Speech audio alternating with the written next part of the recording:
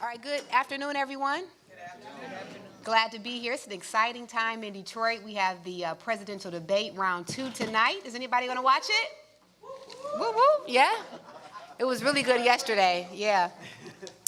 So it's a busy time in Detroit. I think it's a good opportunity for Detroit to receive some of the national attention that we have here and really raise some of the issues that are important to us, one of which is homelessness, right? So let's make sure that that is at the forefront of the conversation as candidates come here and they, ask us for their support in these upcoming elections. So I just wanted to say that.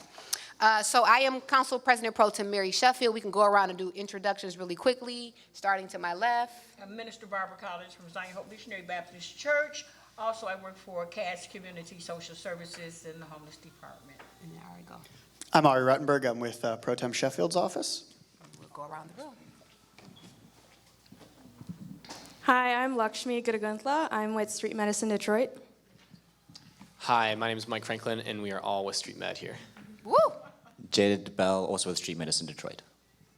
Annalisa Peterson, also Street Med. Oops. I am Dr. Paula Cruz-Takac with the City of Detroit Municipal ID Card Program, and I owe you all a visit. Hi, I'm Kenton Smith. I'm with an organization called Heart to Heart Detroit. We go down to Hart Plaza 3 days a week and hand out lunches to homeless people and go all around downtown and do the same thing, go up to 8 and 75 and across the lodge. And by the time we're done, we've done 70 to 80 lunches for people. And now we're branching into working a little bit harder and being more proactive in trying to help people get off the streets. All right. Hi, I'm Lindsay Kinsinger, Detroit Health Department HIV program. We work to get anyone living with HIV into medical care and services, supportive services like housing and such that they need so they can stay in care.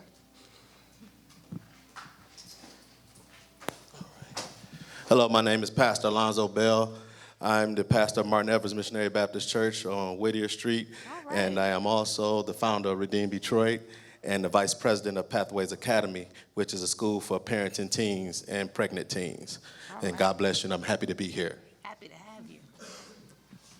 Hi, I'm Ed Johnson. I'm also a member of Redeem Detroit, Great Communities Now, and I work along with Pastor Bell and Martin Evers Missionary Baptist Church on Whittier Avenue. Good afternoon. My name is Mary Jones. I'm one of the board members of a community organization, Detroit Action Commonwealth, that operates out of the Connor Soup Kitchen. And part of what we do is we help people get IDs and birth certificates and a lot of other things we do for empowering the community. Good afternoon, everyone. My name is Cynthia Adams. I work with Covenant House, Michigan, and we work with young people 18 to 24 years of age who are homeless. Good afternoon, everyone. My name is Jerry Piro, and I'm the executive director for Covenant House.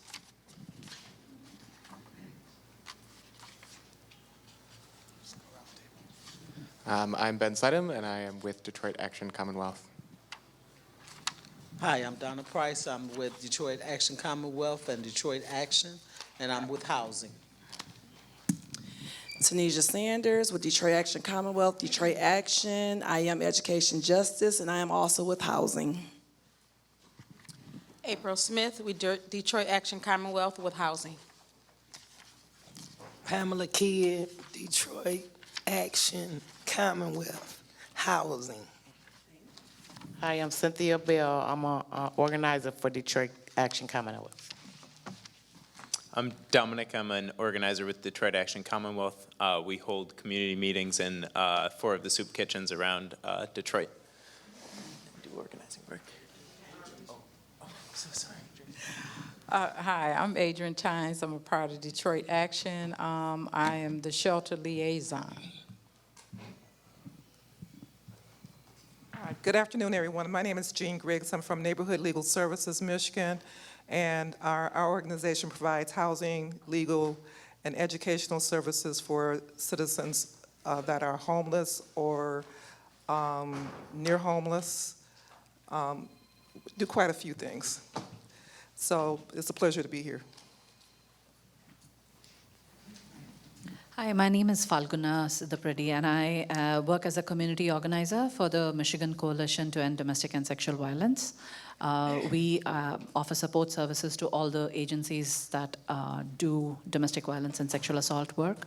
And I'm here because that is significantly prevalent in the city of Detroit and would like to be a resource for agencies that are there helping people. Hello, everyone. I'm Paige Beasley. I am the assistant manager with CAM. And so we are the front door to homeless services in Detroit. Hi, everyone. I'm Catherine Distelrath. I'm the CAM manager, which we will be talking more about in a moment. My name is Larry Johnson. I'm a member of Detroit Action Commonwealth. Yeah, I'm Clark Washington. I'm an organizer of Detroit Action Commonwealth and co-founder of Street Outreach Court Detroit, which help homeless and low-income people get their driver's license back if your license is suspended. And we hold court right here in this soup kitchen right here. Thank you. Y'all have a blessed day.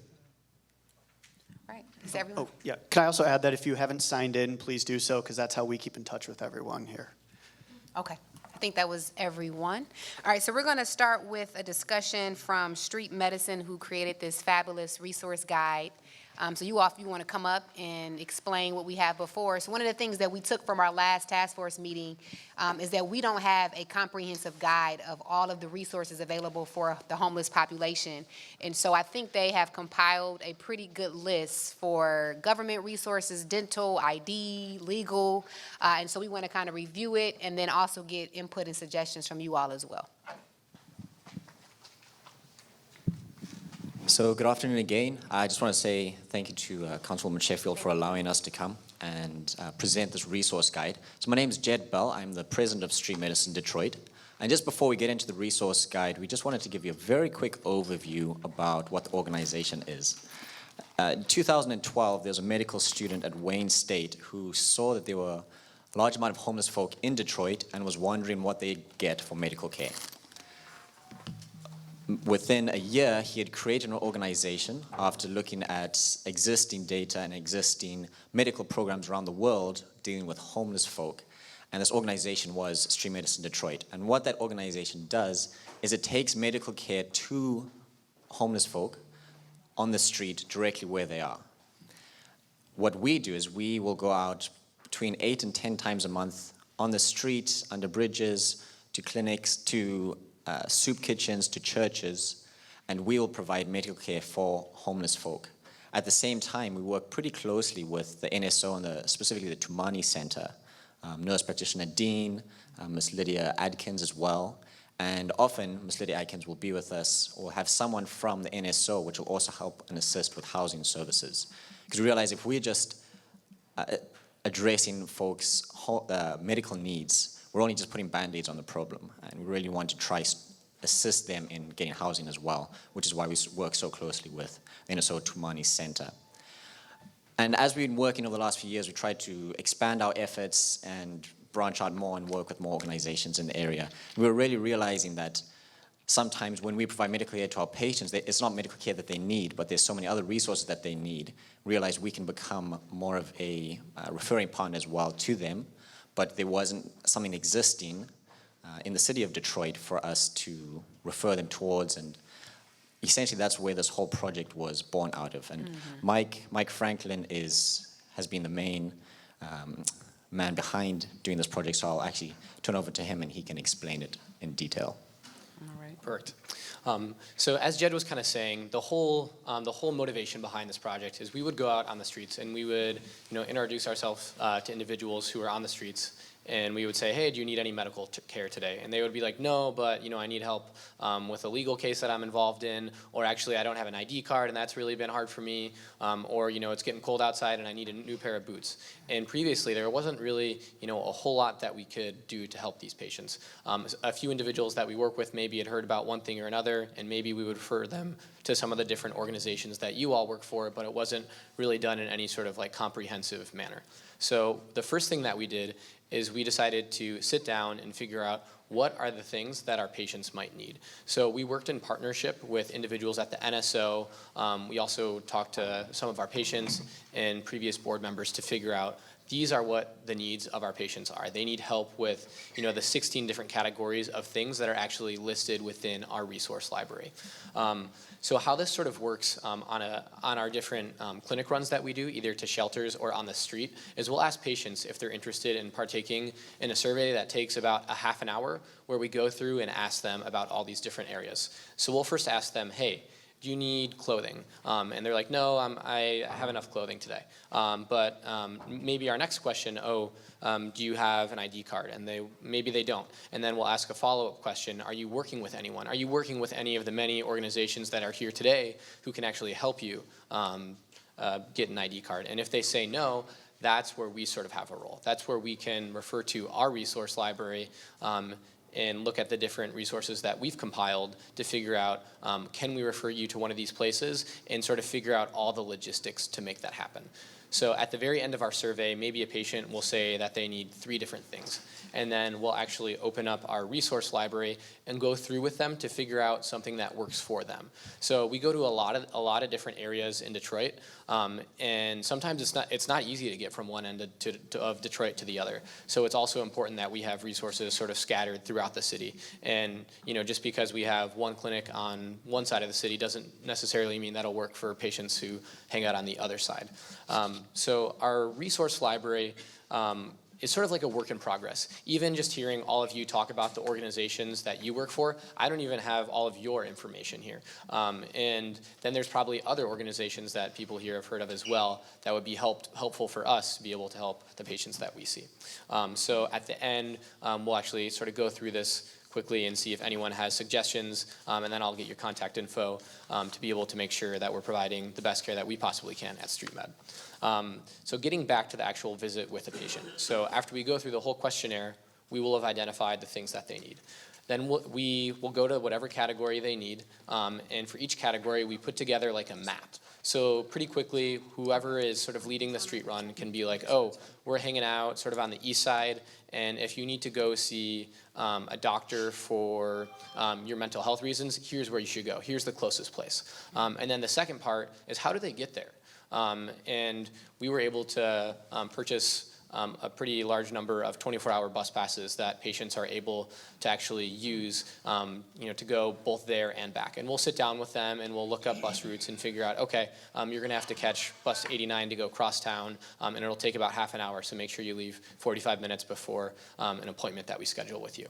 And when we connect patients with resources, a lot of times, we're calling in to that place, and we're getting them like an appointment that same day or an appointment the following day.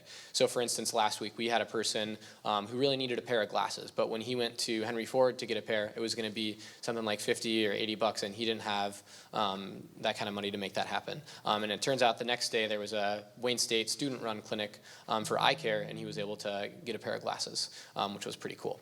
And then sort of the final piece of the puzzle is all of the individuals who complete our survey, we gather their phone number. And so we'll call them a week or two later and figure out, hey, were you able to go to this place to get set up with health insurance? Were you able to get a pair of boots from the clothing closet down at the church downtown? And this will, number one, this will help us understand if the program that we're running is actually helpful. And then number two, figure out what resources are actually useful to our patients. If we hear a couple times in a row that a place is really great, we're going to keep sending patients there. But if we hear that it's, the people there weren't super friendly, or maybe, they weren't open when they were supposed to be open, we're no longer going to send patients there, because we want to make sure that we're sending patients to places that work for them. So any questions about sort of our program or what we're doing before we sort of go through the resource library? Definitely. Yes. Yeah. So also, sorry. So I have an electronic version or a PDF version, and I can send it out through our communications as well. And Pro Tem also was planning on posting it on the city's website as well. Question. So where do you get your resources from medically, because there's so many resources out there. I don't know if you're familiar with CHAG, the Ruth Ellis Center, those different centers that help. And I say that because I run across so many homeless individuals that are sick, that are in need of medication.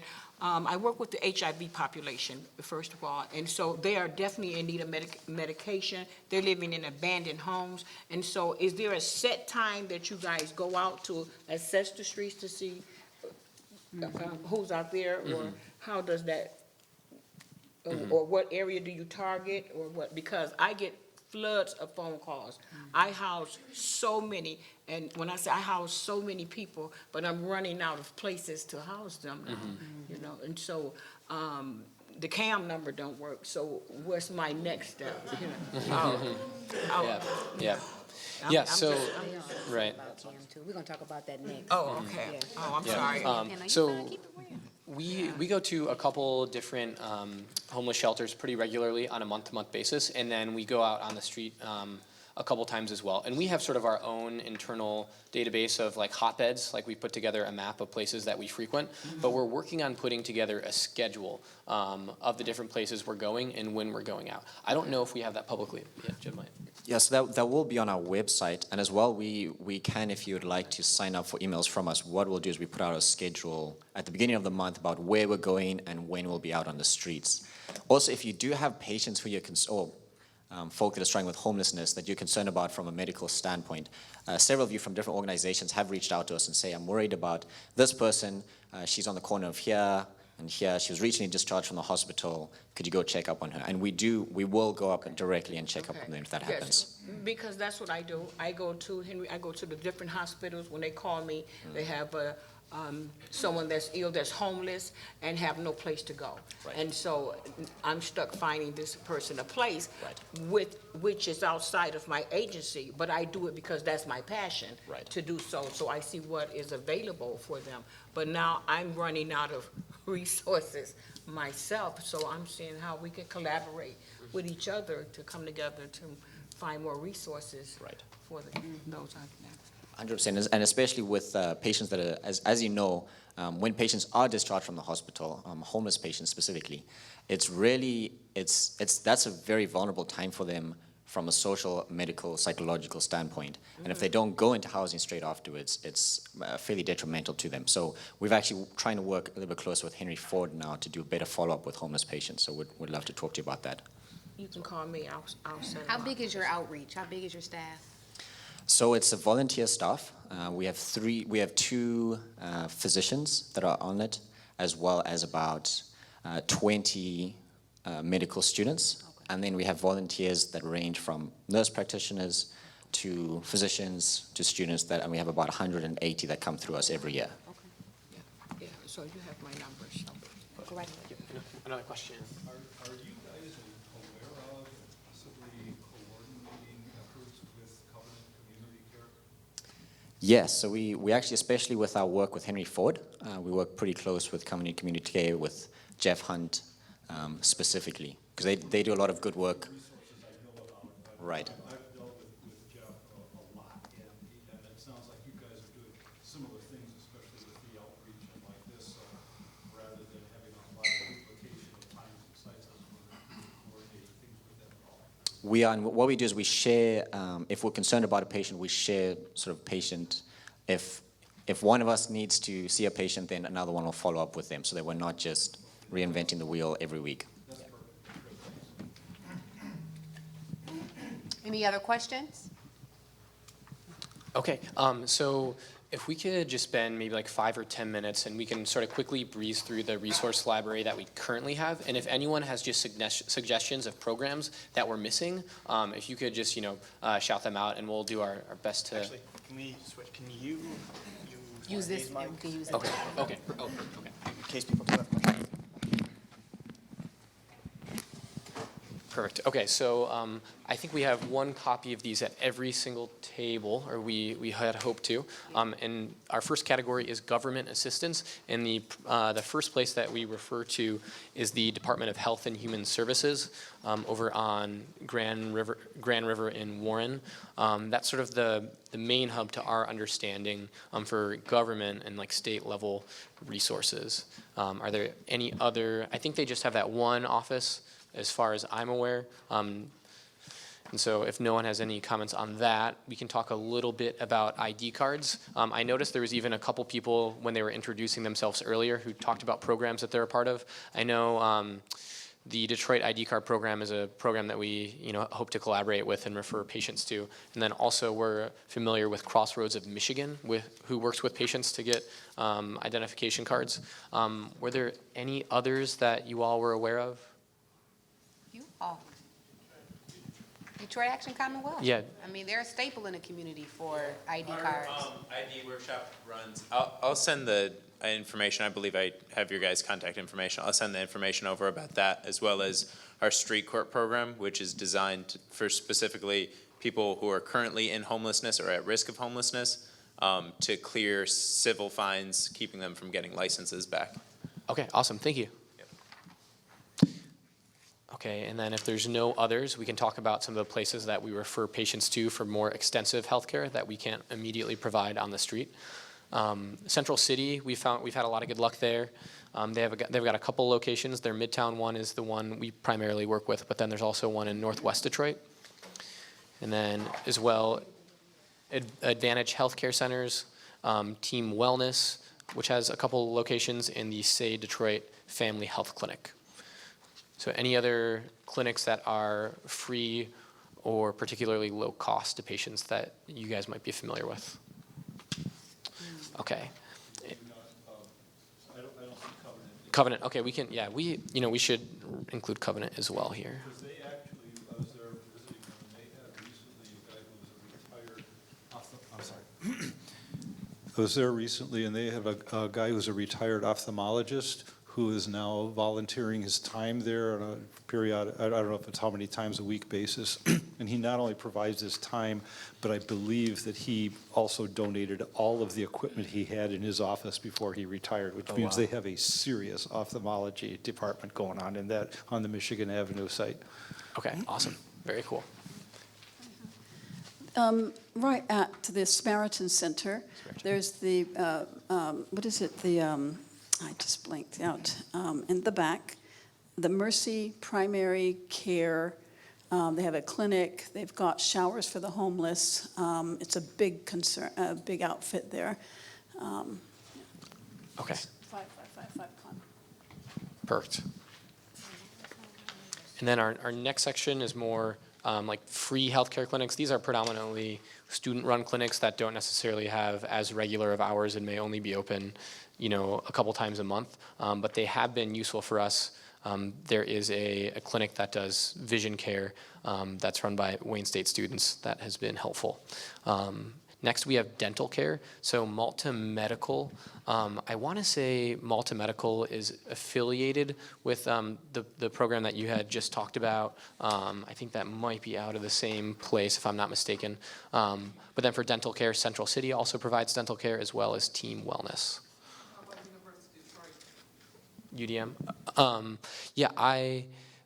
It's my understanding that Malta Medical is like UDM's location where they give out, or where they provide free dental care. But I wasn't aware of any other one other than that. The next is eye care, and this is Sight Savers. This is the Wayne State-run vision free clinic. Any other free eye care programs? Perfect. And then next, this is sort of a big category for us, mental health and substance abuse. Sorry.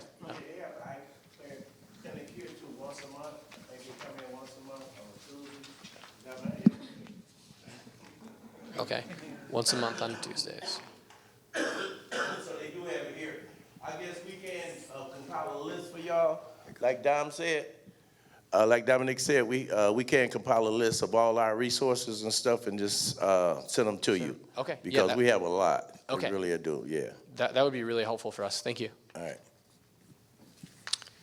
Okay, so next is mental health care and substance abuse. And there's sort of 3 different places that we've worked with. Detroit Wayne Mental Health Authority. They have sort of a hotline where you can call in for patients who are in crisis, and then they match patients with a whole host of different services within Detroit. And then also Team Wellness. They have a couple different locations, and they started off primarily mental health focused, but now they also provide some medical and dental as well. And then Central City also provides mental health care. Any other places that individuals might be aware of? Mariners Inn. Mariners Inn? Yeah, yeah. Okay. QVH in Boulevard. QVH, okay. A Sobriety House. Detroit Recovery J Project. Bass. Also the Detroit Recovery Project, I believe. Okay. Emmanuel House. Yeah. It's a lot of them. Yeah. This idea of like how we vetted the resources and then how we're trying to keep it like kind of limited so that it's easy to use. Okay.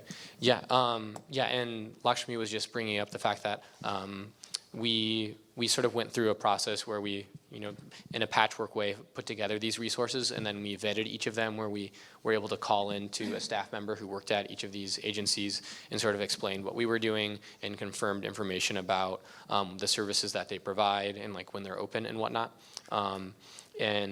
Our goal is to have like a couple like main referral partners, and then sort of prioritize ones that are open more regularly or provide sort of a more expansive network of care. But really, all resources are welcome for us, and we'll want to include them here. Let me give you Pure Recovery because they just target those that have been diagnosed with HIV, so they would feel more comfortable amongst their peers versus feeling they're not wanted. And Christian Guidance Center. Right. Okay. Okay, so the next category is food in different places that provide breakfast, lunch, and dinner throughout the week. So Lakshmi did a fantastic job of putting together this soup kitchen schedule, and it sort of talks about, at different points in the week and for different meals, these are places that you can go and you're able to get a meal. I know someone previously had mentioned they even go out to like Hart Plaza a couple times a week, so we could even include something like that. What's the name of the organization that you're with again? It's called Heart to Heart. Heart to Heart. Heart is in heart to heart as in Hart Plaza. Okay. Oh, I see. I love that. Okay, and we'll get more information from you later about when you guys go. I've got his business card, so I can give that to you. It's got Larry Allen. I can get contact information. He's the guy who started it 7 years ago. He will be happy to talk. Okay, awesome. Thank you. And then I saw one other hand. I see we have the Capuchin Soup Kitchen down here for this location. Yep. Serving lunch, but the Connors location serving breakfast, lunch, and dinner. Okay, They great. serve 3 meals a day, 6 days a week. Well, on Saturday they serve 2 meals, breakfast and lunch, but Monday through Friday is 3 meals a day. Okay. And that's on Connors. It's, Connors, okay. what, $43.90? $43.90 Connors. Yeah. Okay, great. Any other places that provide food that you guys know of? If not, we'll move on to the next one. So for housing and shelter, the referral partner is CAM. And I think we'll talk a little bit later in this meeting about that. But it's our understanding that there's 3 different access points, and you can call in or show up to either of them. The next section is legal help. And so we've heard of a couple different places. The main ones are Neighborhood Legal Services and Legal Aid and Defender Association. And then also just a hotline that you can call, the Counsel and Advocacy Law Line. Any other, I guess the organization that comes here, I believe someone had mentioned earlier through DAC, is that Well, Okay, street outreach. You're talking about legal aid. Yeah, exactly. There's a United. Legal aid, they meet here at this soup kitchen twice a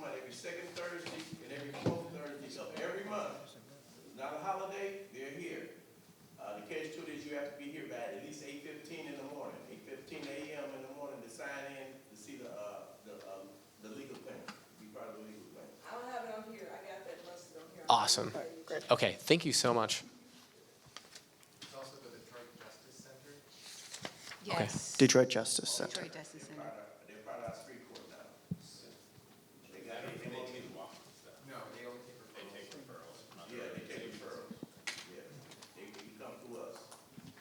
Okay, great. Oh, yes. Could you say that one more time, please? Lakeshore Legal Aid. Okay, great.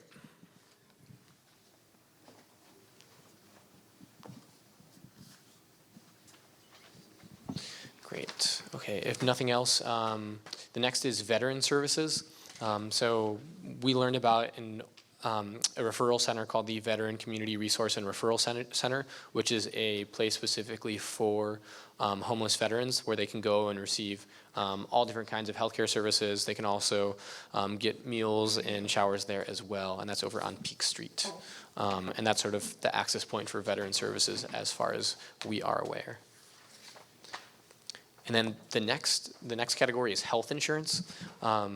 And health insurance through the state Medicaid, individuals apply through Michigan Bridges, and both at Central City and Advantage Healthcare Centers, it's our understanding that they will work with patients to apply.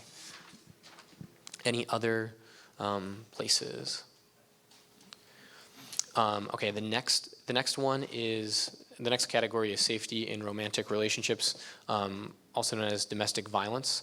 And the main referral partner we have for that is the YWCA Interim House. We had heard also about Haven, but that's further out in Oakland County, so we were hesitant necessarily to refer our patients there, but I'm curious to hear what you have to say. Yeah, there are quite a few different agencies that are supporting in all areas of Detroit. First Step is one of them. First Step, even though the main office is located in Wayne, they do have a satellite office here in Detroit, so they do serve Detroit. Okay. WC Safe is a sexual assault agency. Sasha Center provides support groups for sexual assault. There are quite a few which you are not having in your list, and I would definitely want to email them to you. Okay, awesome. Yeah. Thank you so much. I don't know if I know you're aware of them, but Cox has a very big presence in the domestic violence thing. And in fact, they have, and they have a center that they just opened up that's, I think it's right near Mary Grove, if I recall. Peggy's Place? I'm sorry? Is it Peggy's Place? Yeah. Because I just did a tour of that with my wife, and I did a tour of that a couple of weeks ago, and we were talking with Cheryl and a bunch of other people there, and that seems to be exactly something you want to know about here, because they're very geared up for that sort of stuff. And are individuals able to receive care there if they're not also staying there? Are you... I believe that they can go there and get some level of service. I don't know, but Okay, that would be a good question we can follow up to with that. ask them. So the other agencies that I've mentioned do offer non-shelter services too. Okay. So the agencies that I'm mentioning, that I would like to share for you, do serve outside shelter services. Okay. So the one which you have is a shelter and provide only shelter services, but the agencies that I would like to share with you are shelter and non-shelter services. Okay, awesome, thank you. And then our next category is just transportation. We've bought a decent number of bus passes through Wayne.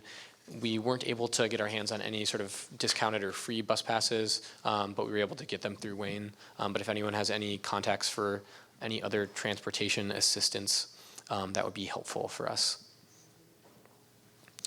If not, the next category is clothing. So there's a couple different places that we're aware of where individuals can go to get a set of clothes or a new pair of shoes, things like that. One is First Fort Street Presbyterian Church over on Fort Street. Another is Crossroads of Michigan. And then St. Philip's Evangelical Lutheran Church has a free clothes closet.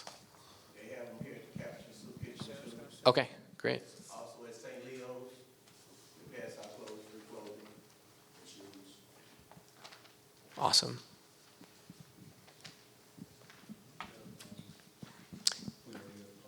Okay, and then our final category is jobs and employment. And it's our understanding that Central City, which is one of our main referral partners for healthcare, will help individuals find jobs, and then as well the Michigan Works office. There's one over at the Samaritan Center, and then one over at the Northwest Activity Center, and then also SER Metro, which is over in West Detroit. And then lastly, for individuals who are disabled, we can refer patients to the Michigan Rehabilitation Services. So, yeah. Do you have Crossroads in there? Crossroads. Nope. We will add them in. Because they do have an employment center in addition to, they have clothing, they have, employment centers that can actually help find jobs, things like that. And then once you get an interview, they'll take it where you can close the where you interview. Perfect. Okay, great. Well, thank you so much, everyone, for all of your contributions and suggestions. We have business cards, so we'll be sure to distribute some of those as well to each of the tables, because we want to hear from you. Like, this is a living document, and if you hear of something, please send it our way, because we want to include it. And so thank you so much for all of the hard work that you guys do, and all of your hard work helping put this together and really make it an awesome document. Do you maybe just want to say an email that people should email to right now, just so people can write it, and maybe add it to the resource guide, so as people get it and want to update you, they're able to contact you? That is a great idea. So, We don't have like a central email yet. My name is really long, and that's the email I want to give you, so it might be just easier for me to give you. here, I'll just give them my email. It's pretty quick. So it's gf7367@wayne.edu. gf7367@wayne.edu. And my name is Mike Franklin. Oh, no places for them to go. Okay. And if you forget that, streetmedicinedetroit@gmail.com is also our main email. Franklin, like Franklin the Turtle, or the guy on the $100 bill. Yeah. Not that I have any of those as a med student, but yeah. So I appreciate this resource packet. One of the things I think we talked about before we transitioned to CAM is just having like a one-page front and back document that when, like me as a community activist or whatever you want to call me, I'm out in the community, I want to be able to pass something out to individuals.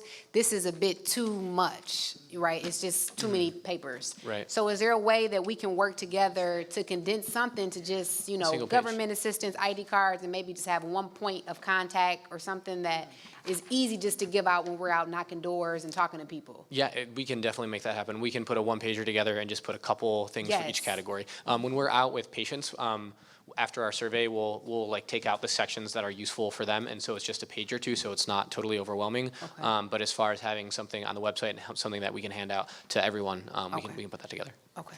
All right, any other questions, you guys? No? All right, thank you guys for all the work that you're doing. So the next conversation, really quick, is going to be around the CAM, the Coordinated Assessment Management System that we've been hearing about, and we just want to get an update and would love to talk about where we are today, and let's just be honest and open and respectful, but we want to just make sure this is the best system that we have in place for those who are experiencing homelessness. I can pass this out. Take this. Be honest. Be honest. Because they all with you. Hi, everybody. Hi, I'm Catherine Distelrath. This is Paige Beasley. We manage the CAM, also known as Coordinated Entry for Detroit. So we just wanted to kind of, a lot of you are already familiar with CAM, but we wanted to kind of like give an overview about what we do and what CAM is and kind of what the purpose is, and just kind of walk through the process and then just see if anybody has any questions or anything to go over. So basically, we use the term CAM and coordinated entry kind of interchangeably. Coordinated entry is something that is mandated by HUD, the Department of Housing and Urban Development. So every continuum of care, which is continuums of care are like networks of agencies throughout the nation. So every continuum of care throughout the nation is mandated by HUD to operate a coordinated entry system. And so Detroit has its own continuum of care. We operate our own coordinated entry system. And so HUD has certain mandates about how coordinated entry has to operate, and then they also leave some bit of leeway for us to develop our own process locally for whatever kind of works for our local continuum. And so we actually have 3 in-person access point locations, which are on the handout that was provided to you all. There's actually, so the veteran access point location is also included on there, so technically there's 5. So that was also in the resource document that you passed out. The VCRRC is the main point for veterans. And so, but veterans are also welcome to come to any of the other 3 locations. And so essentially the purpose of coordinated entry is to is to organize and prioritize our very limited resources that we have. So we have very limited shelter and housing resources in Detroit, and most communities are that way. And so the goal is to really make sure that we are targeting those limited resources for people with the most barriers, the highest needs, and making sure that we're using those resources in the best way possible. So I'm gonna pass it over to Paige to kind of talk through the process, and then we'll take questions if people have them. Okay, so for the actual process of how to maneuver through CAM, so if someone is experiencing a homeless crisis or a housing crisis, actually, as Catherine has mentioned, we have in-person access points. We did have a hotline a couple years ago. We do not have a live person on the hotline. That is just a recording to direct people to the actual access points. So unfortunately, you would not be able to reach a live person on the hotline. But when they get to the access point, they're going to meet with the CAM assessor, who is going to kind of go over what their housing crisis is. In a lot of cases, not a lot of cases, initially, we are going to have some real hard conversations and seeing if there are any natural supports or any other resources they can tap into, because again, resources for shelter it's not high at all. We have very limited resources. Some days we don't even have certain openings for certain, family sizes or single sizes or whatnot. So we're going to speak with them. We're going to see if there are other alternatives in the event that we are unable to identify a safe space for you tonight. Then we're going to make a referral to shelter if that's open. When doing that, there is going to be an assessment completed that kind of goes over the level of need, so to say. We're doing that based off of that assessment, lets us know if there are any housing resources the individual could potentially be eligible for. Well, first off, if they're eligible for any housing, number 1, and then number 2, what type of resource that could be. So the caveat to that, though, is that the resources for housing is extremely limited. So someone could potentially be eligible for a housing resource, but not necessarily receive that housing resource because there's nothing to receive. Going to shelter, they're going to meet with a navigator who is going to work with them on getting some documents lined up and ready for a housing resource in the event that does become available. In the event something does become available, a service provider will let us know, and then we'll make it a referral over for that individual for services. So I said a lot. It is a process. Unfortunately, it's not a program, and we're literally just linking people to the next steps upon availability.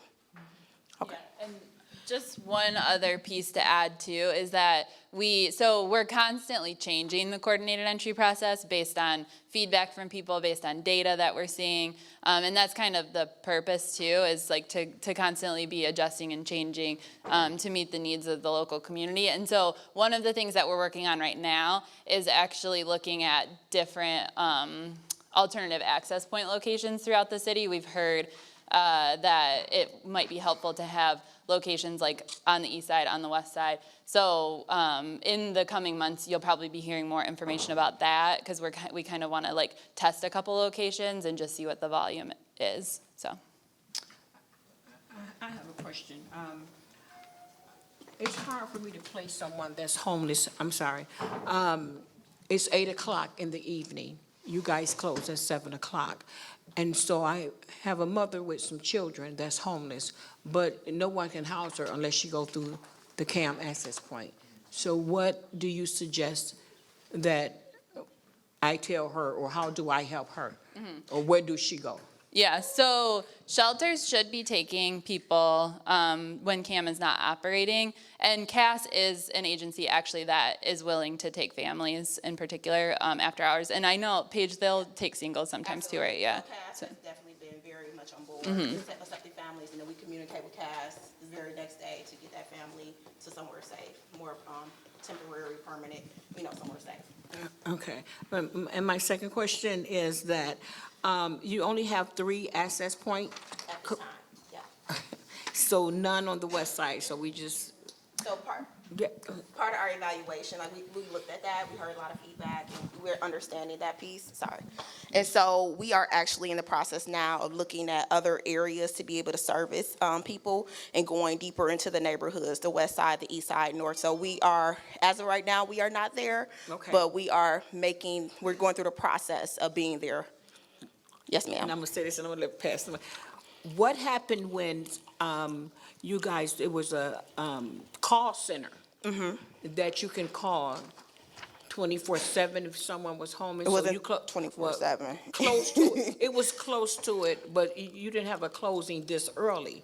And because my concern is about the children and mothers that's out there, and when they get cold, that they have to go through the CAM system, which is closed. And so what happened with the access center? Why can't we go back to having an access point where they can call in and say, hey, I'm homeless, can you direct me to a shelter? Because this, and I say this in all sincerity, because I see this is not working. Okay. At all. So part of, and you can back me up on this or put your feedback in, I think part of the issue we were having with the call center is that from the data that we were collecting, that part was not working the best way either. And can you explain it when you say it wasn't working? So people couldn't access it. Like they would call, they couldn't get through. There were some inconsistencies, some issues with that piece. And so I think it was, and I wasn't on board with CAM at that particular time. Yes. So it was some issues around that, and that in this model that we're doing now, it has been other communities who are doing it, and they've been pretty successful in tapping into that population we're talking about, the most vulnerable. So they've been very successful at doing that. And to go back to the other piece in terms of the families that you are concerned about, and so you're with CAS, right? I am, Okay. but I work in an undisclosed location. Right. for CAS. Got you. So I don't work in the Woodrow Wilson location. And so because of the population that we target, is an undisclosed location. Got you. But I'm still Trying to stuck- figure out. Not figure out, but Okay. I'm still stuck with the process of housing everyone who they can't house, everyone who DRMM can't house, everyone who agency that I've come in contact with, that I work with. Now, instead of them, case management doing their job, I'm getting a flood of calls Gotcha. to house them, because I'm going to house them. Gotcha. But I So a part of in terms of the families that are unsheltered overnight, so CAM does work very closely with the outreach teams. And so if we are finding families after hours, then they have instructions as well to get them to the shelters to be sheltered at night. It's not any goal of ours to make sure any family is unsheltered. We definitely want to make sure that everybody is covered for the night at least. Okay, I'm gonna be testing. I want you to take my card. 'Cause I'm Amen. gonna test. I know there's some additional questions. Go ahead, Clark. I know you all have a lot. I know. Oh, yeah. You starting tea or? Yeah, before you go to, I understand switching it and trying new things, but I would have to echo so far what I've heard from both people on the ground and organizations that deal directly with the population, that the phone system is missed and it's still essential and needed here in the city. And I guess I'm a little bit confused too about, so if I'm homeless and I need shelter, but I don't know where to go, is that the 211 line? You can contact the You CAM You hotline. can still contact the CAM hotline, you just can't be placed anywhere unless you come into Exactly. the actual access point. Yeah. So CAM is open what times and what hours to, if I just call and I need emergency shelter, they're still available 11 to 7? It's a recording. So the recording is 24/7. Anytime you call, you'll get the recording and it lists where to go. It just won't be a live person. It just won't be a live person. Right, anymore. yeah. Okay. And I will say, I mean, some of the feedback that we heard before when the call center was operating was from the homeless task force that, hey, the call center isn't working. So, I mean, that feedback was from a lot of people, and it was based on data that a lot of the people that were calling weren't actually seeking shelter. They were seeking a number of other resources, so it was kind of being treated like a 2-on-1, and we just didn't have the staff capacity. Yeah, I was going to say, I think that was keep up really with the that. main issue was that we needed probably more staff and extended hours. Right, which was the just issue. wasn't So if I possible. come down to one of the access points and I don't have my ID and all of this other information, then what? Are you turned away? Do you No, you don't absolutely like need that stuff. We just put it on there as like, hey, bring this if you have it. So I but just come with a blanket and a hat, and I'm just, off the street, and I'm sorry, you don't have to have that information? No, So then what happens at that point? So as Paige was explaining, so our staff will meet, I think maybe you had left. I'm sorry about that. No, that's Go fine. ahead. Our staff will meet with the clients that come in, kind of have, like, our first conversation with people is always a problem-solving conversation about, like, are there other places that you might be able to stay for at least for the night, because shelter is always very limited. So we want to make sure we're reserving shelter beds for people that absolutely need them. So that's always the first conversation that we're having with people. And then if that's not possible and there's a shelter bed available, then we refer people to shelter. But they don't need any documents to get And into I'm gonna let shelter. them go as well, but transportation getting to the access points hasn't been an issue. I know you mentioned major bus lines, but I'm assuming if you're dealing with that population as well too, just even getting there is gonna be a problem. I mean, there's so many barriers, but just trying to get to the actual access point. Can you speak to that too? Yeah, so we do give people bus tickets to get to the shelters from the access point locations, and sometimes we just transport I'm people talking about ourselves. getting to the access point. Yeah, I mean, unfortunately, we're not going to be able to solve the transportation problems in Detroit. I mean, even when the call center was operating, people still had to get to the shelters. So I understand getting to the shelter, but they didn't have to get to the access point to get the data and the information. They could just do it over the phone, right? But they still had to get to the shelter. So we're thinking if they're able to get to the shelter, then they're able to get to us, and then we'll take care of getting them to the shelter. So You shouldn't assume that. Yeah. Okay, so we'll, go ahead. I know you guys have a couple questions. Go ahead. My name is Pamela Kidd. I got in the shelter through the NOAA project. They told me to come in the morning to get bus tickets. The first 20 people that gets there get the tickets. I got there at 6 a.m. I still was not one of the 20 people. Luckily, my sister lived around the corner. She gave me bus fare to get to where I had to go. But since then, they have done nothing for me. They've switched me from one shelter to another shelter.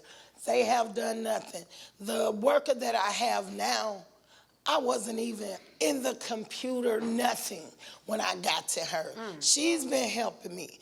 The lady that gives out the bus tickets where I'm at now, you have to have no income. If you have children that have to pay to get on a bus, you have to find a way to get them. They will give you a bus ticket to go and come back.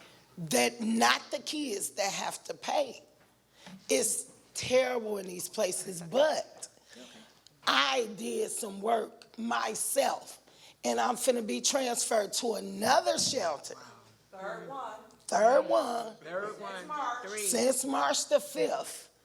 But this place here, they don't even have lights. I can't even go until their lights get on.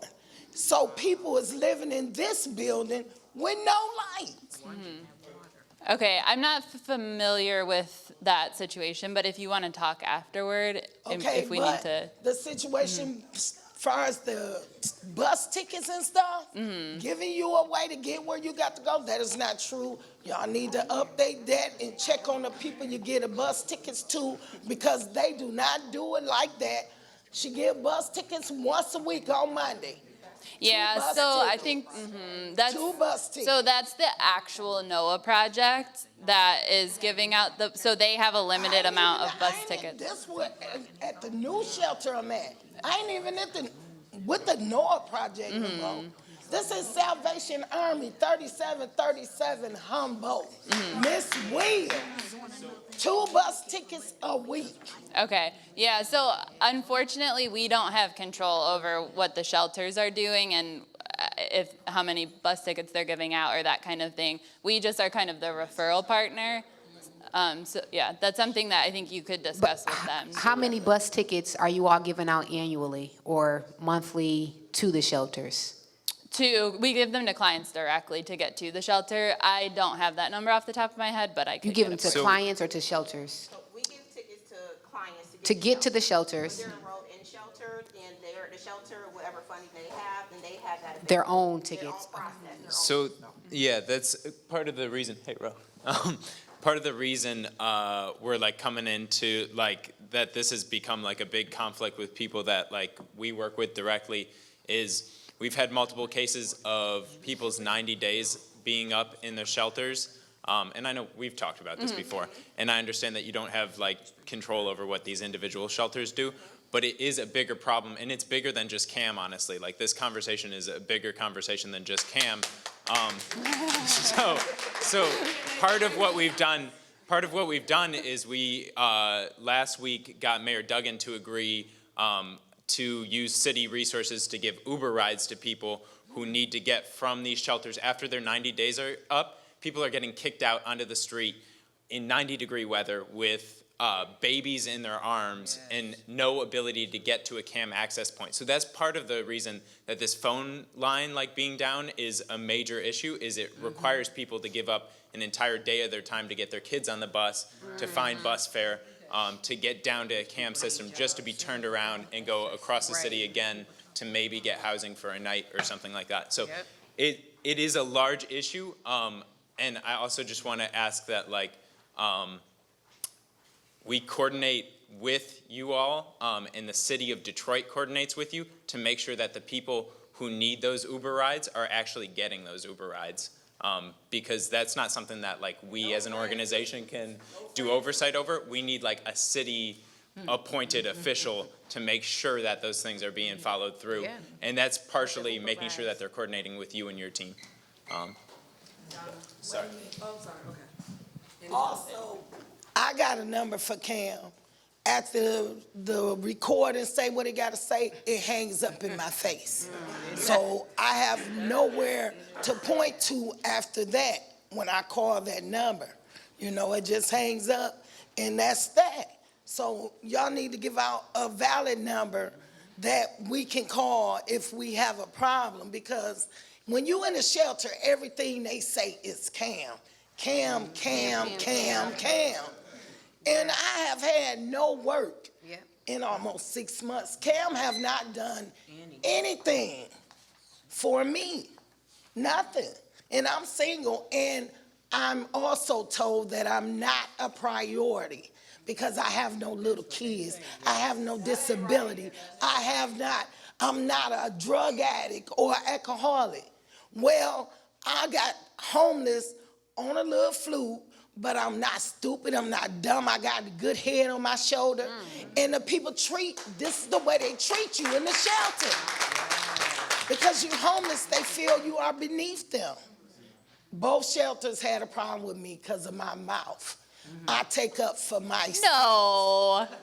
Yeah. So again, I mean, we have no control over what the shelters do and how they operate. We do understand, but I'm going to pass the mic to the next person. But I do want to tell you that when your service worker go out, because I physically walked in, they will not give their names, because you know if they give their name, I'm going to check them right there, right? So when I start taking pictures and sending them to you, you're going to know why, because they don't give no names. Oh, I'm just your worker. Okay, well, you miss who? Miss Blank? So check your people that's working for you before I really come for them. I'm not playing. Okay? Noted. Hi, my name is Donna, and I'm also homeless. I lost my house to foreclosure, and I've been couch hopping. I've been in a shelter. I was in Cass. I was in Cass since February the 4th to April the 11th. And I talked to Cam 3 times. The first time I talked to them, they signed me up, said I was eligible for rapid rehousing. and Section 8, but there were no funds. So I was on my own, and I had to find my own way. I have an income. I'm on disability. I got sick in those shelters from the food and the living conditions. So now I'm couch hopping. I'm living with people that ended up with vouchers that I'm not supposed to be there. Okay? And they consider me, because I'm couch hopping, that I'm not homeless. It's not my home, I'm homeless. Yeah, so. Okay? I got separated from my son. My son is out there on his own. He's 20, but he's out there on his own. Okay? And every place that I've went to, they want 3 times whatever your income is, you know, whatever the rent is. That's how much your income got to be 3 times. 3 times. Low income housing is $700, $800, $900. Now it's up to $1,000 for a 1 bedroom. Yes, it is. Where is this at? For low income. Yeah. Oh, you're referring to the way the city defines low-income housing? Oh, for sure. For all the apartments that I went to that was low income. You're correct. And then for subsidized housing, you have to be on a waiting list. 6 months, a year, 2 years. I need housing now. Okay? They feed the homeless every day. And then they wonder why food is out there on the street. You give the homeless all this food, well, where they gonna put it? You don't have a refrigerator. You don't have a house. And it's hard. It's real hard. You need to do something. Something has to. There should be some rent control, something. So let me just, first of all, I'm sorry what you're experiencing, and I am doing all that I can do, and I think we need more of you all to come down and be more vocal about the need to have real affordable housing in Detroit. Thank you. Because I'm with you. I've been talking about how we define affordable housing, which is based on 80% area median income. That's how they define it, which is roughly, what, $38,000 annually for one family? Just make sure I have the numbers right. Is it Yeah, just give me the it's- number. All I need Yeah. is a number. What is Area it? median income includes the Livonia and suburbs, Warren. it's So, about but what's the numbers? 40,000 now. 40,000. So the median income for Detroiters is about 28,000. But we're setting aside, is it lower 26? 26,000. So right now we're setting aside affordable units at 38,000, which is backwards. So you are absolutely right. Everything that you're seeing right now, for the most part, now we do have some projects that we're set aside units that are at 30% and 50% AMI, but it is not enough. I agree with you. And so we have to continue to fight and advocate for that. And so I think just overall too, as we talk about the CAM and we talk about, you know, access to housing, I think at the end of the day, we don't have enough shelters and we don't have enough beds. So we can keep having CAM and we can keep sending people, but if we don't have enough shelters and housing, we're gonna continue to have this issue. So it goes back to the priorities of the administration, of city council, of our government on a federal level, coming down all the way to council, because we get CDBG funds where? From the federal government that trickle down to the local level. And so we just, I mean, it's a big conversation, a complex issue that we're not gonna solve today, but I'm with you, ma'am, and I wanna help you as much as I can, so I'll get your information. Has she been through the CAM process? Oh, yeah, you're saying, so she's in shelter to shelter, but has not been placed in permanent supportive housing. I worked with Paige. Okay. Paige has been calling me. But Paige gave me an hour to get where I have to go. I have no transportation. Yes, I know. And Where did gave you me have an to go? hour to get to CAM. She's got another problem now. Just the fact that she's couch surfing Right. takes away her homelessness. Exactly, and that's not right. But she's not in the shelter? No. Oh, you were? I was the 90 in the days shelter. kicked in. I'm sick. I was in the shelter, but I was getting sick. I'm limping now because I got hurt in the shelter. And that's an issue with a lot of clients, that they do leave because they have either issues within the shelter system, you know, they get into fights. I mean, that is, in fact, sometimes when we go to look for clients, they've disappeared because they couldn't stay in shelter. Their kids can't get around. They can't get their kids around. You know, there's just varying reasons why folks don't stay in shelter or they disappear. Because they have to make it some kind of way to make their day-to-day For sure. tolerable for themselves. You know, I had a client to call me and said, Ms. Griggs, the staff sprayed all this perfume around me and I'm allergic. She had to go because she was having attacks. Yeah, so there are ongoing issues. Going to your point, I think that that is something that we all have to commit to, is trying to get more affordable housing, and not just for veterans. You got moms out here with 2 and 3 and 4 and 5 kids. We've got issues, with incomes, no, we've got a lot of parents without income because of the limits on the income, the TANF through the state, So we're getting a lot of clients with no income. And, we're pushed as rapid rehousing providers also because clients, it takes time. It's just like a disease. If you've got trying to get off of salt or sugar, it takes more than 90 days just to wean yourself off of certain things. And the same thing with clients that are in shelter. Their bodies, how can I put this politely? Make it real. Be honest. We like honesty. We like honesty. Yeah, they're feeling a certain way while they're in shelter and they're tormented. It takes time to get themselves sure-footed enough to get into housing, to be able to maintain housing. And therefore, it takes us time to even work with them to even find particular housing. And once they know that you're working with them, they just don't want anything, and I wouldn't either. Absolutely. And we have to also abide by housing quality standards. Yes. A lot of our units that folks have in this community, they're not suitable. It takes time for a landlord to fix them. I agree. So that keeps a person in shelter even longer. Yep. There are multiple reasons, so we do need to sit down and talk about this and hash this thing out a little bit more. Because it's putting pressure on the housing agency programs, it's putting pressure on the shelter staff. So we need to think this thing through. We don't have the time anymore the city and the COC have cut back on the time that we even have to service a client. That ain't right. That's not right.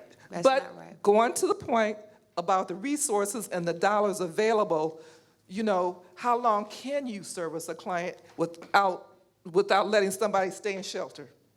So that's an issue. We understand that. Going to get vouchers. Everybody needs to stop thinking they're going to get a voucher nowadays, too. From the commission? The state of Michigan don't have them anymore like they did. So you can't, even though you sign up for it in shelter, it does not mean that you're going to be guaranteed a voucher. So we need to be looking at increasing our skills and income so that we can get on our own 2 feet. Yes.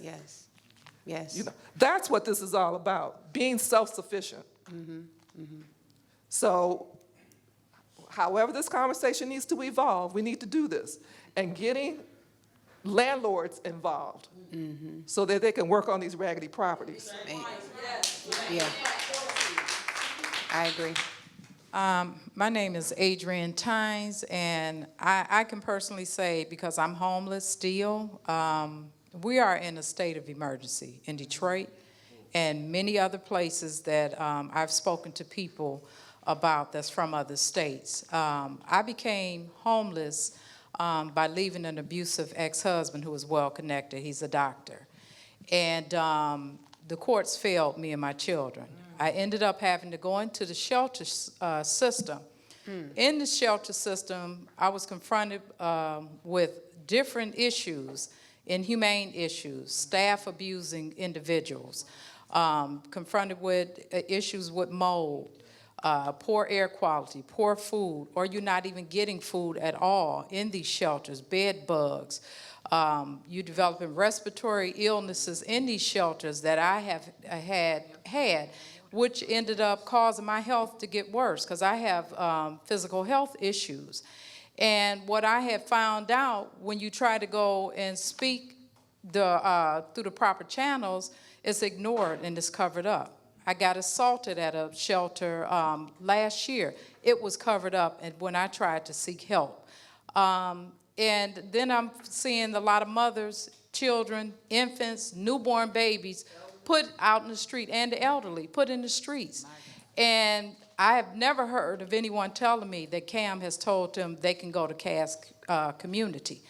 DAC, Detroit Action, we have picked up a lot of mothers and children off the streets to get them into somewhere. We had to threaten one facility that we would call the media if they wouldn't let this mom in with her infant baby. They finally let her in. So this is a major issue that is going on. Then we have the 90-day rule. You have to be out of these shelters in 90 days. If you haven't been housed or if you haven't been referred to another shelter, you're in the streets.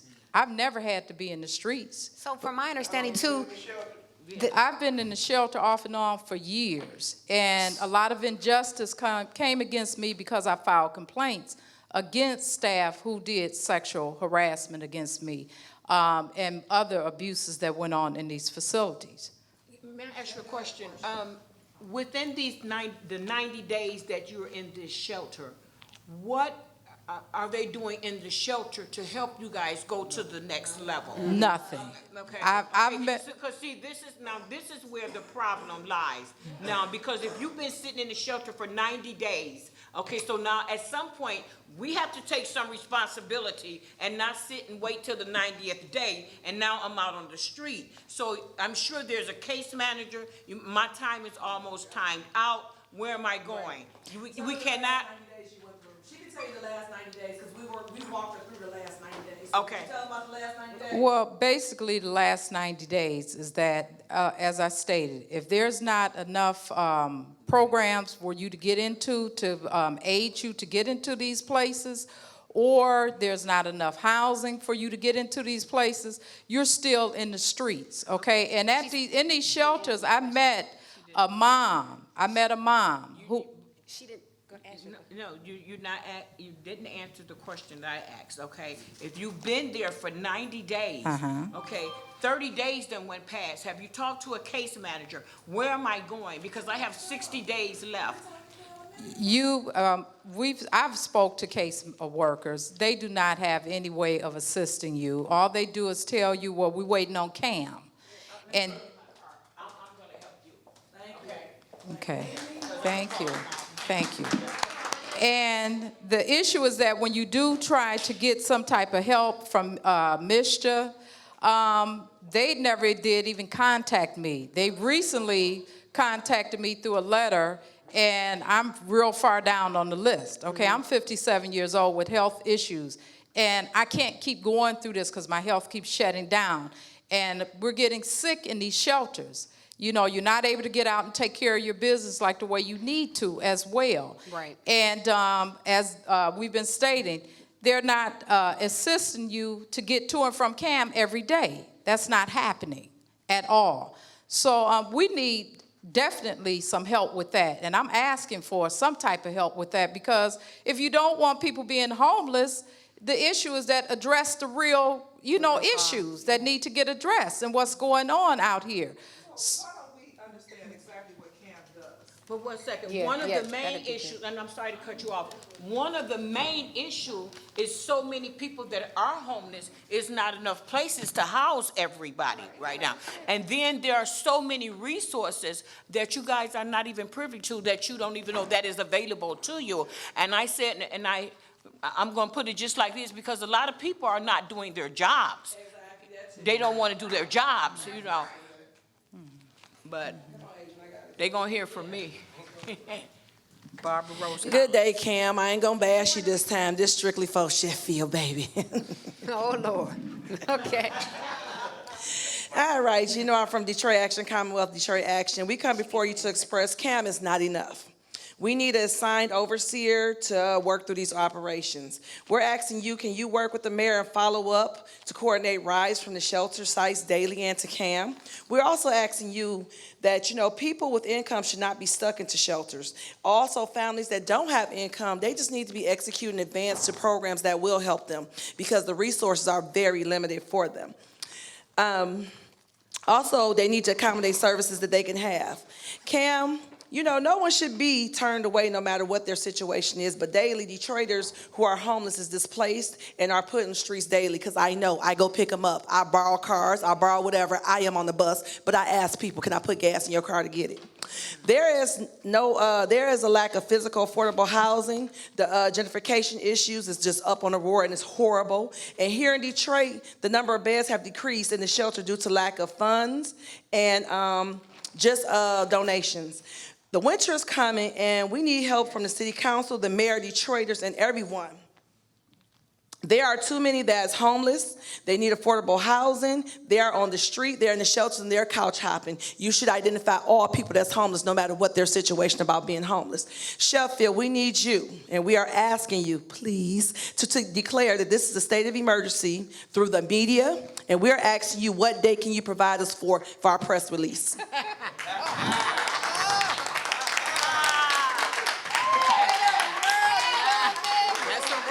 Here you go. We got your back. Yes. So, of course, I mean, I've been fighting with you guys and will continue to fight with you guys. I would love to hold something like a state of homelessness, and then we, you know, really elevate the issues that are still existing in the city of Detroit in the midst of the revitalization. The billions of dollars that are flowing through this city. I just think it's unfortunate, right, that we have, but this is not just a Detroit issue. This is happening in urban cities across the country. Yes. And this presidential election, in my opinion, is really shining a light on the conversation about the 99% and the 1%, and the rich are getting richer and the poor are getting poor, right? We have to shift the conversation, not just in Detroit, but nationally. So, but I stand with you all. Let's do it. You know, as new development comes, most of this development is being subsidized by taxpayers' dollars. And so we have to make sure that we are interjecting in that conversation the need for real low income housing. Yes. But below the 60% AMI down to that 30% AMI level. So I stand with you. Let's maybe, you know, coordinate an event and really rally. We haven't done a rally around homelessness. Yes.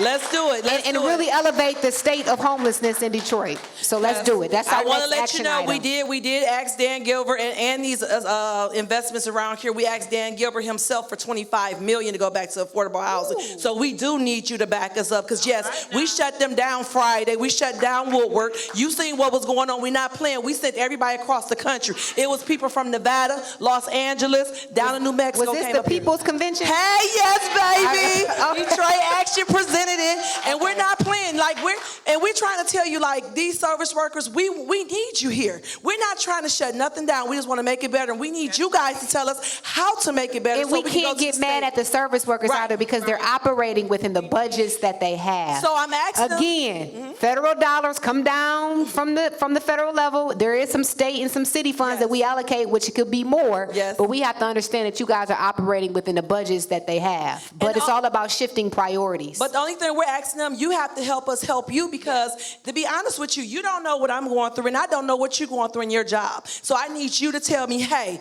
T, DAC, whomever coming out, go to the federal level and tell them XYZ. You think I won't? I know you will. You think we won't? What we say, DAC? We do it. We're not playing. And it got to be done. So we're going to do the state of homelessness. We're going to do a rally, a march, but we need to have concrete action items that we are asking for. Yes. Things that we want done in the city of Detroit that we can elevate. So let's all keep that in mind. We're going to set that up. Come on, let's hear from my brother right here, Alonzo. Come on. Let's give him the mic. He has a couple comments and questions.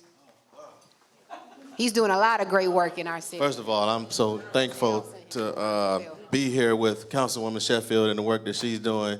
And the fact that she's holding this conference lets us know, as citizens of Detroit, that she cares about us. Amen. Amen. And as I'm thinking about strategizing about a lot of different things, I do a lot of work in the community. I work with homeless teen moms, because these girls, you know, they need help. All right, to work. We're going to work with each other. And I was just wondering if there could be some kind of coordinated effort to connect the land bank with all these houses that they have to the homeless organizations, and then, and somehow get this money funded these renovations funded, or these land banks and these abandoned schools. Because I had an abandoned school that I was trying to renovate for the teen moms to live in. They didn't have anywhere to live. And it ended up getting caught on fire, and now they tore the building down. But all I was asking for help to build it up, there was no help. But as soon as it was abandoned, even worse than what I found it, now it's money to demolish it. So it's a lot of funds in demolition, but there's no funds in building anything up. Say it. Hey, Alonzo, you are on it right there, brother. Yeah, because I'm really mad because I put a lot of money into that school, and they tore it down. And so all of this. $70 million this budget was for demolition. Yeah. But city funds. Yeah, and these buildings, they can be renovated to help people. And so especially people who got incomes, why am I paying $1,000 for that's called low income housing?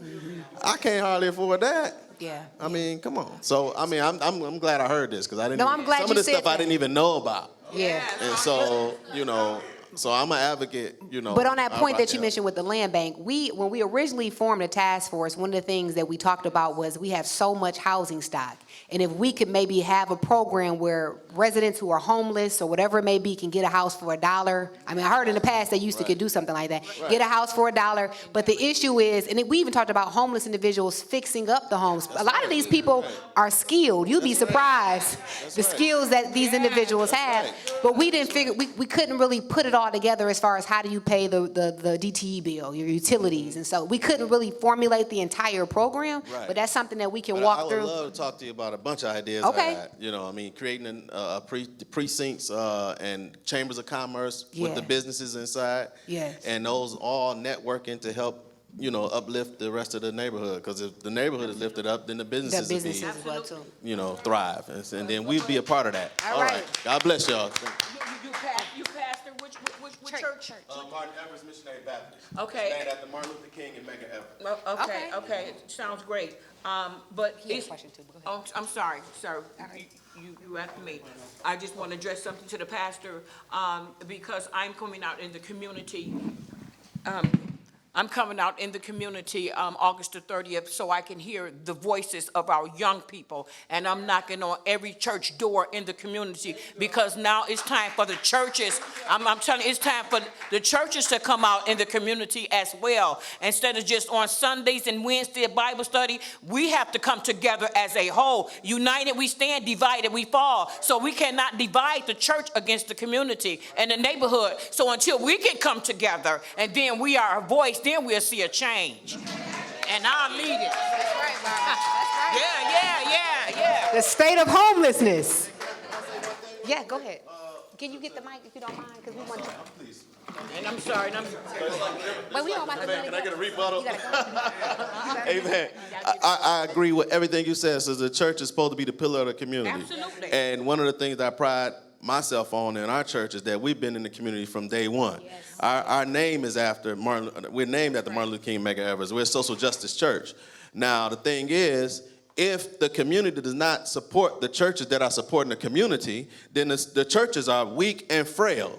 And so we need support from the community. So if you see a church that's helping, then go support that church. Okay. The ones that are not, then you have to go talk to them. But I don't get much support from the community. I don't get much support from a whole lot of people. Can I ask the question, Pastor? Yes. How many times have you been out in the community to talk with the people in the community? I'm out everybody know me. Yeah, Alonzo. I'm in the hood. Okay. Everybody know me. Okay. Yeah. Now, what separates us is from your church, and you got another church 5 doors down. Right. Okay, and then there's another church 5. You got 10 churches in one radius block. Yeah, well, so if we all can come together. I hear you on that. Okay. But if it's 10 churches on one block, and there's one that's doing something, then get up out of that when it comes to the one that's doing something. Support you. What's the name of your church again? Martin Evers Missionary Baptist Church. And what street? On Whittier. Which street? 11111 Whittier. Okay. What time? 11 o'clock. Okay, I'm Hey, coming. if y'all want to come early, I'll start early for you. Amen. Amen. I'm coming to visit. Me too. I'm over at Pastor Grant's on Van Dyke. Go ahead, I'm sorry. Okay, is the dust somewhat settled on that one now? Okay. One of the things I read recently, and I can't remember where, I think it came out of Wayne State. I'm hoping I still have the article at home. But it had to do with the fact that we were talking specifically about blight removal and how there's a history in Detroit as well as other cities of using the term blight removal to get rid of the people we really don't want around. Because I believe that there is really no desire on the part of certain parts of city government, and certainly the ones who are funding a lot of this development that's going on, the Illiches, the Gilberts, and all these. They don't want homeless people around. They really truly don't, because that's why they try to move them out to the outskirts. Everything's being done in downtown Detroit, and so it's going to be tough to change. I mean, that attitude has to change, and I don't know how to change it. I don't know who can change it, but I think that something has to be done, and at least consciousness has to be raised that this is what blight removal is really all about. It's about getting rid of the people because we don't want them around, because then we might be asked to do something about it, or at the very least we have homeless people, sort of panhandling and that in downtown, and it doesn't look good. Which is why, what was it during the something recent, was it the auto show? The auto show. The auto show, something else. They made sure that they got all the The homeless. Super Bowl. The Super Bowl, yeah, exactly. Yeah, they made sure that they got all the homeless people out completely away so that we could deny away the fact that we even have that. That's at the root, because nothing is going to happen until that attitude changes, and I don't know how we change that. We change it. We change it. Right.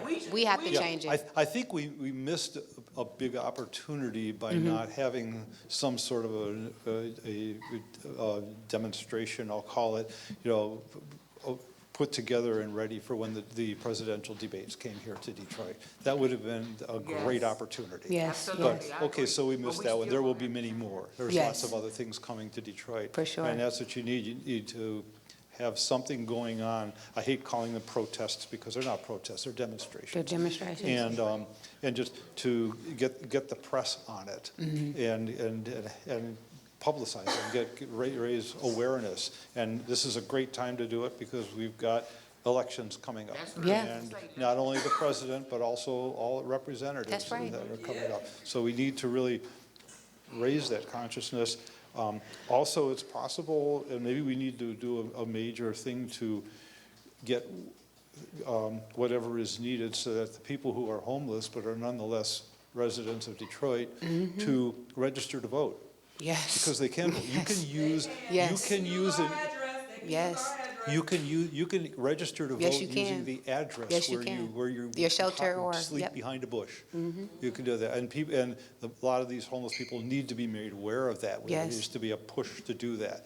I try to bring that up when I'm talking with people there. That you got to vote. You got to register to vote. Now, I don't know where to tell them to go to do that, but I will learn that. But this sort of grassroots thing has to be done.